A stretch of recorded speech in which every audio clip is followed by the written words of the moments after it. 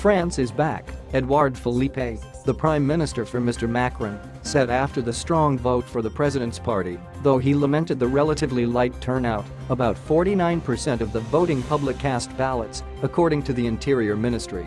Despite the abstention, the message of the French has no ambiguity. For the third consecutive time, millions of you confirmed your attachment to the President of the Republic's project to renew, unite and win back, said Mr. Philippe, whom Mr. Macron brought in from the mainstream, right-leaning Republican Party.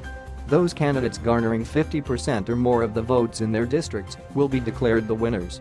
But given the large number of candidates for each seat and the low turnout, most of the top vote-getters will face a runoff next Sunday.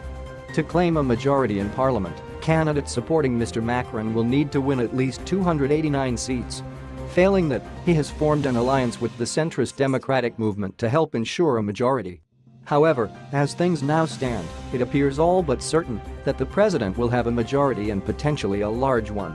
Parties on the extreme right and left seem to be faring poorly, gaining far fewer votes nationwide than they had in the first round of the presidential election on April 23.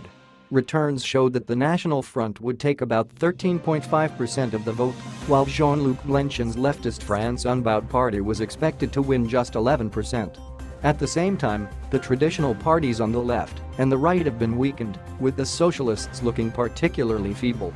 Having controlled parliament for the last 5 years, the socialists were expected to win just 7.4% of the vote in the legislative elections this year.